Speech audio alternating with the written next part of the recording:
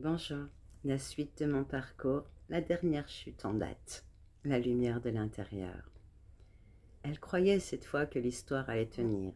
Il y avait de la douceur, de la maladresse, des différences parfois dures à apprivoiser, mais il y avait de l'envie sincère, de la complicité neuve, des regards ouverts, des mains tendues. Elle a posé ses valises, elle a commencé à croire doucement. Elle s'est dit, peut-être que c'est maintenant, peut-être que c'est ici.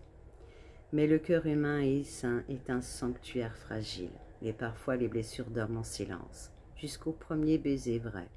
Alors les ombres se sont réveillées, les miennes, les siennes, les anciennes, les enfouies, les hurlantes, et l'amour encore frais s'est retrouvé, assailli par les doutes, les peurs et les réactions d'ego. Les anciens démons ont réapparu comme s'ils n'étaient jamais partis. Plus de guerre ouverte, plus de cris, mais cet effondrement subtil et corrosif, un glissement lent intérieur vers la solitude, l'incompréhension, la désillusion. Et pourtant, cette fois, quelque chose a changé. Oui, elle est tombée. Oui, elle a souffert. Oui, elle s'est sentie démunie. Oui, elle s'est sentie nue. De nouveau seule. Mais la guerrière ne s'est pas rendormie. Elle s'est redressée lentement en silence. Elle n'a pas cherché à fuir, elle n'a pas cherché à sauver. Elle a regardé en face ses blessures et ses schémas, ses manques et ses illusions. Elle a tout mis sur la table de son cœur, sans phare, sans pitié, mais avec amour, pour celle qu'elle était. Et dans ce grand ménage de l'âme, quelque chose de doux a commencé à briller. Pas une lumière éclatante, mais une clarté intime, une certitude nouvelle. Il y a un joyau en elle qui ne dépend plus de personne, qui ne s'achète pas, ne se marchande pas, ne se perd pas.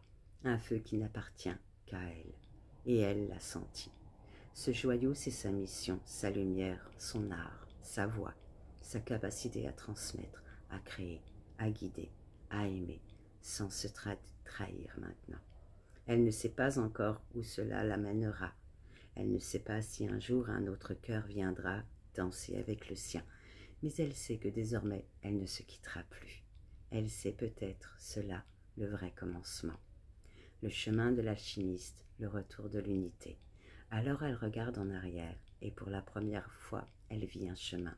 Là où elle ne voyait que des ruines, chaque chute, chaque effondrement n'était pas une punition, mais une distillation. Chaque douleur un feu sacré, chaque amour brisé une initiation, chaque solitude une chambre d'écho où résonnait sa propre voix. Elle comprit que sa vie avait été alchimique depuis le début. La Nigredo avait consumé ses identités, ses repères, ses illusions. La putréfaction l'avait laissée nue mais fertile. Puis peu à peu, dans les éclats de ses fractures, la lumière blanche d'Albédo avait filtré. Chaque prise de conscience, chaque nom, prononcé à contre-cœur, chaque silence habité était une lumière gagnée. Et cette lumière, elle ne l'a pas fui.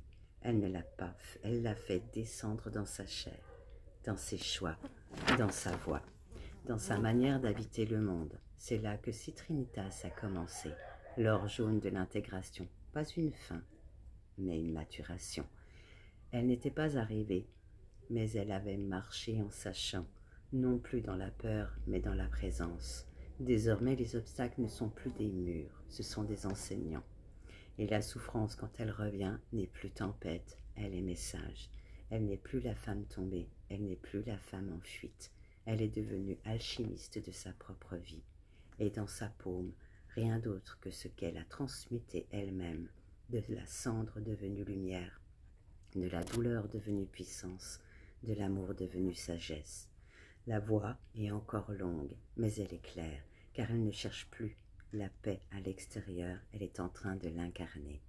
Et c'est peut-être ça, là, le vrai retour à l'unité, le vrai amour.